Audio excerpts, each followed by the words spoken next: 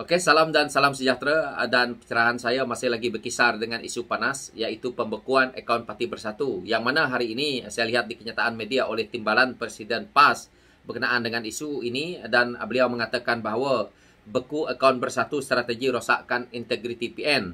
Dan di sini juga Timbalan Presiden PAS mengatakan bahawa dakwaan salah laku pemimpin Bersatu sehingga menyebabkan pembekuan akaun ini oleh SPRM baru-baru ini dianggap sebagai satu strategi pihak tertentu untuk merosakkan integriti PN dalam menghadapi PRN di 6 buah negeri.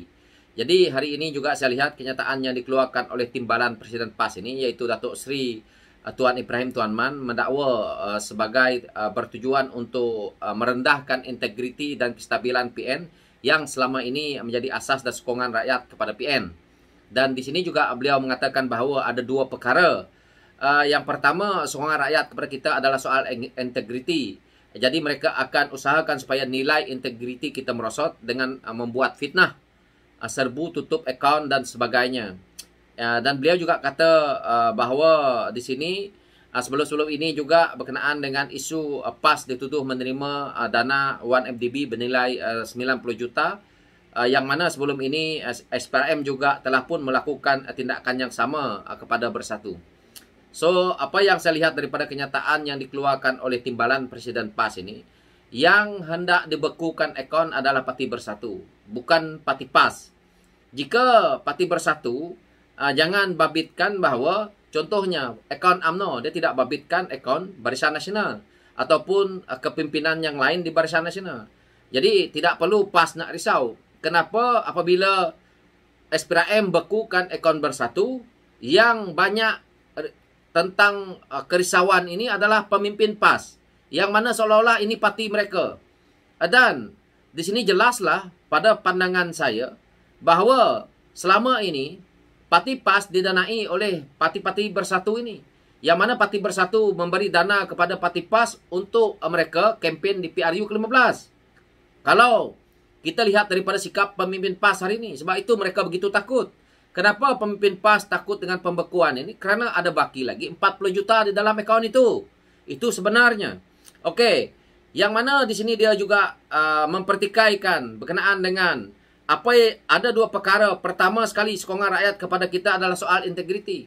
Hari ini rakyat dah lihat, rakyat tidak bodoh. Jadi tak payah Timbalan Presiden PAS nak membuat hujah panjang-panjang. Rakyat lebih bijak untuk menilai.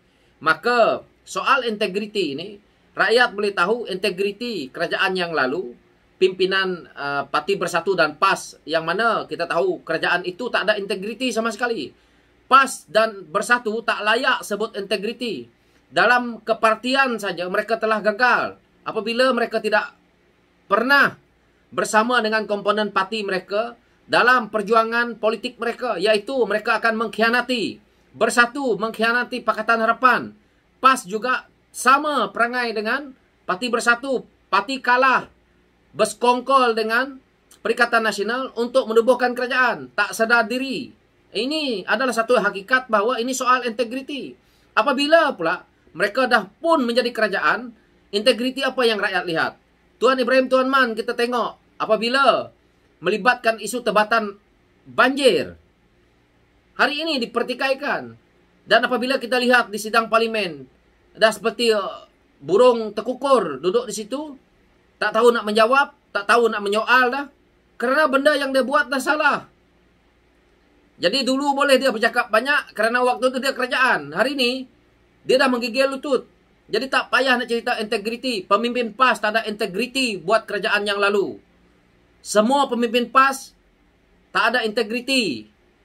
Kalau ada integriti, tahu malu, tak membuat kerajaan pintu belakang.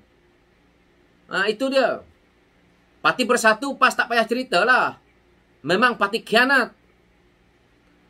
Jadi PAS tak layak untuk nak cerita tentang soal integriti. Dah jelas. RUU 355 ke laut. Isu arak ke laut. Isu adib ke laut. Apa lagi? Isu pramugari ke laut. Isu judi ke laut. Jadi PAS dah cakap apa tentang integriti? Pemerintahan PN berbelanja duit melalui direct nego. Hari ini sedang disiasat. Tunggu saja. Jadi tak payah PAS nak cerita integriti. Pemimpin PAS, terutamanya timbalan Presiden PAS, hari ini rakyat tak bodoh. Rakyat boleh menilai, rakyat boleh bercakap, rakyat boleh buat media sendiri. Soal yang mana di sini dia juga kata, dengan membuat fitnah. Kalau PAS rasa apa yang dilakukan oleh SPRM ini salah, ataupun apa yang berlaku dalam kerajaan hari ini apabila membuat pembekuan kepada akaun Parti Bersatu ini, adakah PAS tidak mempercayai kepada SPRM yang ada? Apabila kerajaan yang ada hari ini menjadi kerajaan, kita tidak menukar satu orang pun dalam SPRM itu, termasuk CEO-nya, termasuk pemimpin utamanya, yaitu Tan Sri Azam Baki. Jadi tak payah PAS nak merungut, tak payah PAS nak mempertikaikan bahawa hari ini seolah-olah kerajaan yang ada menggunakan kuasa untuk menggunakan kaki tangan kerajaan, untuk menggunakan komponen-komponen yang ada dalam kerajaan untuk menindas mereka. Bukankah ini juga digunakan oleh pemimpin PAS? Apabila dilihat bersalah, akhirnya kita membongkar apa yang berlaku dengan saudara Rafizi Lamli. Akhirnya PAS sendiri, pemimpin, dia tak berani pergi buat laporan polis. Ada panggil lah SU-nya lah. Hari ini kau panggil SU kau pergi buat laporan polis. Mana dia orang-orang kanan kau yang selama ini duk angkat telur-telur kau orang ni?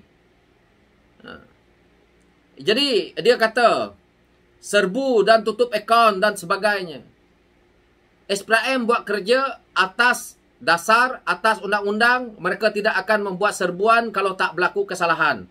Tutup akaun, PAS hari ini cuba menyebut tentang tutup akaun ni, benda lagi dibekukan, belum tutup akaun, disiasat. Akaun ini tidak akan ditutup selagi siasatan belum selesai dan perlu mereka nilai benda ini duitnya dari mana. Jadi apabila tak bersalah seperti mana akaun UMNO, maka dipulangkan. So apa isunya? So di sini kita lihat pemimpin PAS hari ini sedang terdesak.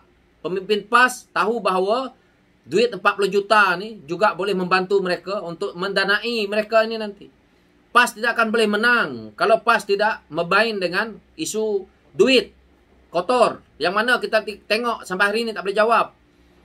Isu 1MDB yang dia cuba bangkitkan ini juga, saya nak bagi tahu dekat timbalan Presiden PAS. Hari ini Presiden PAS belum menjawab pun isu dengan Sarawak Report. Beliau membayar ganti rugi yang mana melibatkan kes ini. Dan daripada mulutnya sendiri untuk menjawab kes ini, secara rambang ada, tetapi secara orang kata ikut lunas-lunas yang betul belum ada. Isu 90 juta ni. Jadi tak payah PAS nak bertolak dalih dalam isu ini. Yang mana yang disiasat hari ini bukan akaun Bersatu ni melibatkan duit 40 juta. Tetapi melibatkan 300 juta. Yang telah pun dikeluarkan dipakaikan 260 juta. Untuk PRU ke-15 ini. Dari mana sumber-sumber ini Parti Bersatu dapat? Ini yang disiasat. Jadi bukan nak siasat, bukan nak menahan akaun ini. Siapa ada penderma yang sanggup memberi duit sebanyak 300 juta untuk mendanai parti? Ini bukan satu hal yang kecil.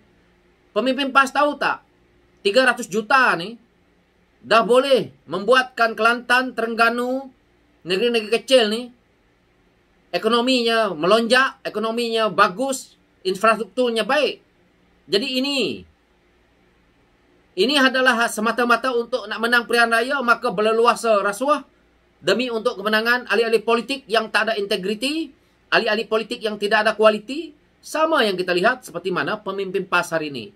Jadi pemimpin PAS, terutamanya timbalan Presiden PAS, tak payah nak cakap kencang, nanti lama-lama kamu sendiri pun akan disiasat dan kamu sendiri akan mengatakan kerajaan ini zalim, SPRM tak betul, polis tak betul, tetapi hakikatnya kamu orang semuanya perasuah juga berselindung di sebalik parti yang bernama Parti Islam Semalaysia.